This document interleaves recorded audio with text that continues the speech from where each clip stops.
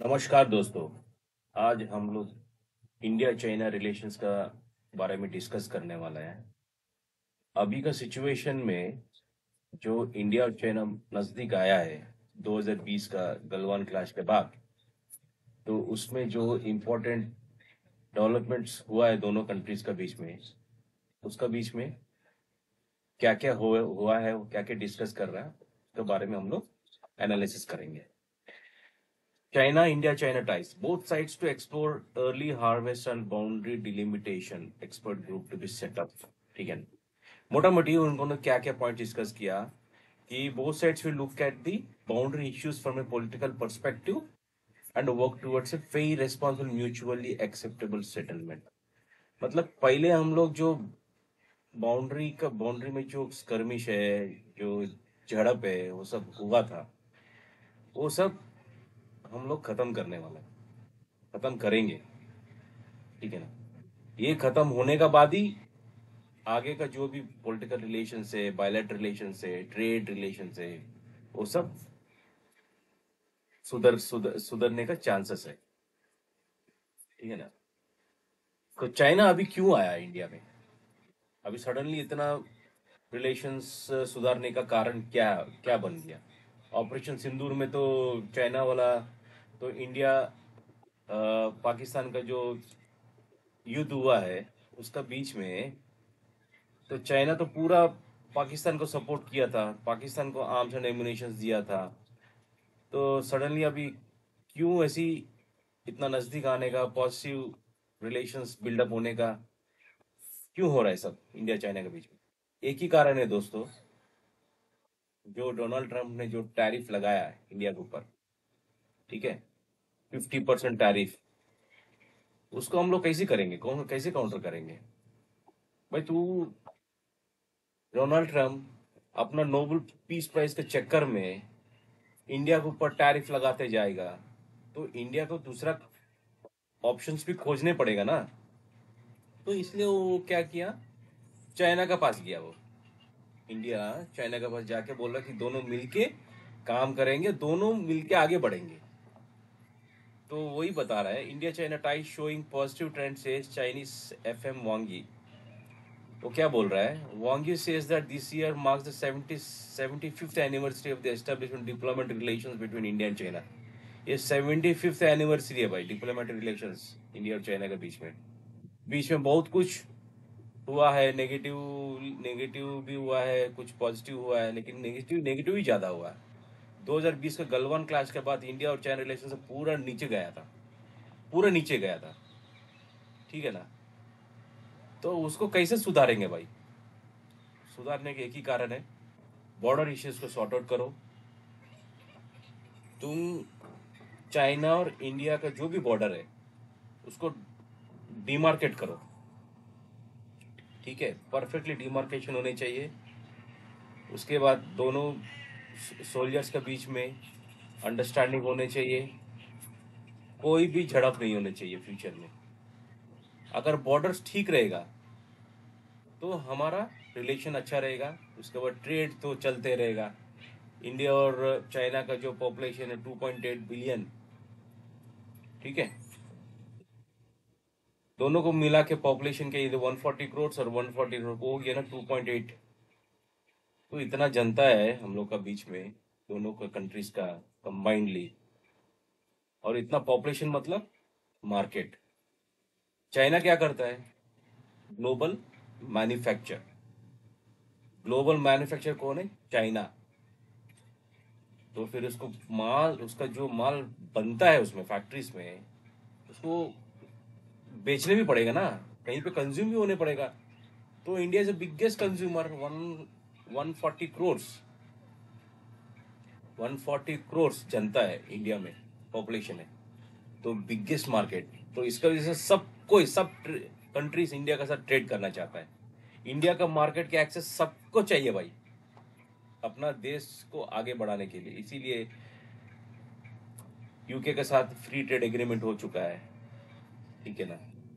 America भी चाहता trade agreement हो जाए, लेकिन अमेरिका बोलता है कि यार उसका एग्रीकल्चर प्रोडक्ट्स इंडिया में बेचेगा।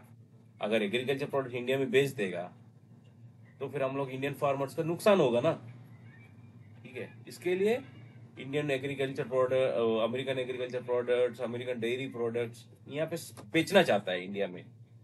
लेकिन वहाँ का जो गाय है ना, अमेरिका का, उनका जो फीड फीड करता है, वहाँ पे मांस, रक्त वो रहता है उसमें। तो जो गाय रक्त मांस खा के दूध देगा, वो दूध हम लोग इंडिया में तो कंज्यूम नहीं होगा। इंडिया में जो दूध से घी बनता है, फिर वो पूजा पाठ में भी यूज होता है, तो उसमें हम लोग नहीं कर सकता ना। हम लोग का धर्म का भी बात हो जाएगा इसमें, नहीं कर सकेगा। तो इसके लिए इंडिया ने वो एक्सेप्ट नहीं कर रहा। इसके लिए वो ट्रम्प क्या बोलता है कि अब टैरिफ लगा देगा। तो लगा दे, अभी 50% टैरिफ लगा दिया, तो हमको दूसरा मार्केट भी खोजने पड़ेगा ना। तो इसलिए इंडिया क्या कर रहा, सीधा चाइना और रशिया के साथ रिलेशंस सुधारने लगा। रशिया के साथ तो रिलेशंस अच्छा ही है पहले से, लेकिन चाइना के साथ रिलेशन सुधार के अभी रशिया, इंडिया और चाइना मिलके एक ट्रेड पार्टनर, बड़ा सा ग्लोबली ट्रेड पार्टनर बन के, ट्रेडिंग पार्टनर्स, ये दोनों आपस में ट्रेड कर लेगा, आगे बढ़ जाएगा, रूपी में ट्रेड कर लेगा। तो अमेरिका क्या कर लेगा फिर? अमेरिका कुछ नहीं कर सकेगा। अमेरिका क्या तीनों से लड़ लेगा क्या? नहीं लड़ सकेगा भाई। ठीक है ना। तो अभी ये सब अभी फाउंडेशन बना रहा। अभी वांगी आया इंडिया में, आके बोलते हैं कि अच्छे से रिलेशन मेंटेन करेंगे, अच्छे से रिलेशन, बॉर्डर रिलेशन सुधारेंगे, जो भी बॉर्डर डिस्प्यूट है वो सब हम लोग सॉल्व करेंगे। सॉल्व करके फिर हम लोग बड़ा ट्रेड चालू करेंगे, ये दोनों के बीच में डायरेक्ट फ्लाइट चालू करेगा। ये सब बात हो रहा है। ठीक है ना। ये जो रिलेशन धीरे धीरे अच्छा करने के बाद फिर चाइना इंडिया रिलेशन अच्छा होगा, तो फिर अच्छा है ना। South east Asian big Giants है, टू बिग जाइंट्स है, तो अच्छा, दोनों लड़ाई नहीं करेगा तो दोनों आगे बढ़ेगा। ठीक है ना। तो अभी इस बीच में अभी पाकिस्तान का प्रॉब्लम है। पाकिस्तान को क्या प्रॉब्लम है, अभी कल सडनली इंडिया और पाकिस्तान का युद्ध होगा, तो चाइना नहीं आएगा बीच में, तो उसको मटेरियल कौन देगा? मटेरियल मतलब जो हथियार कौन देगा उसको? फिर अमेरिका से लेने पड़ेगा उसको। तो अमेरिका भी डायरेक्ट इंडिया के साथ पंगा नहीं ले सकता भाई, उसको भी इंडिया की जरूरत है। ठीक है ना।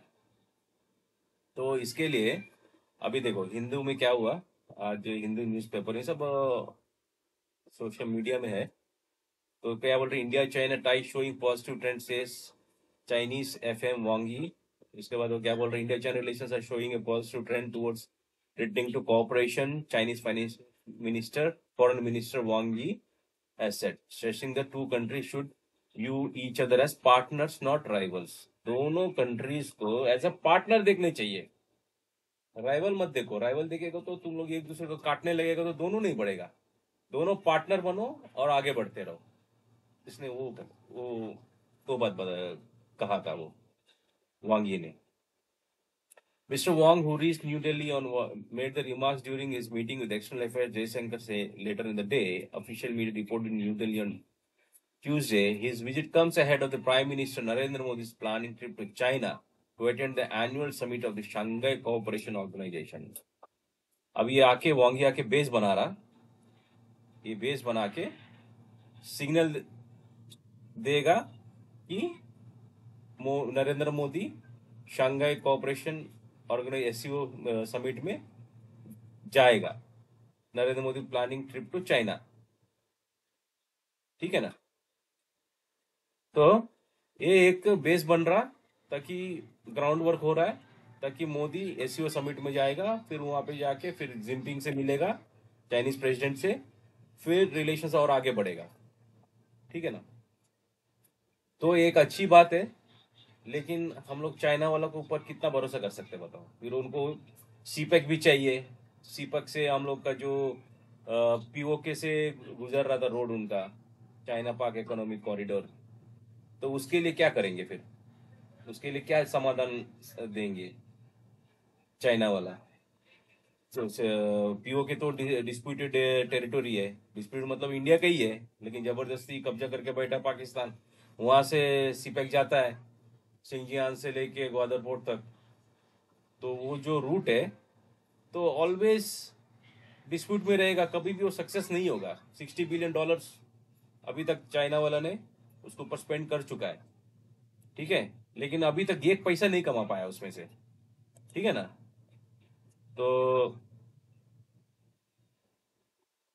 तो उसके बाद क्या कर सकता है भाई? तो चाइना, इंडिया साथ में आके और क्या कर सकता है बताओ। देखेंगे फ्यूचर में क्या होगा, और ये रिलेशन और आगे कितना आगे बढ़ेगा, और कितना ट्रेड रिलेशन, बॉर्डर डिस्प्यूट्स कितना जल्दी ठीक होगा, तो दोनों कंट्रीज के लिए अच्छा है और आगे बढ़ते रहेगा। तो ये थोड़ा सा छोटा सा वीडियो है दोस्तों।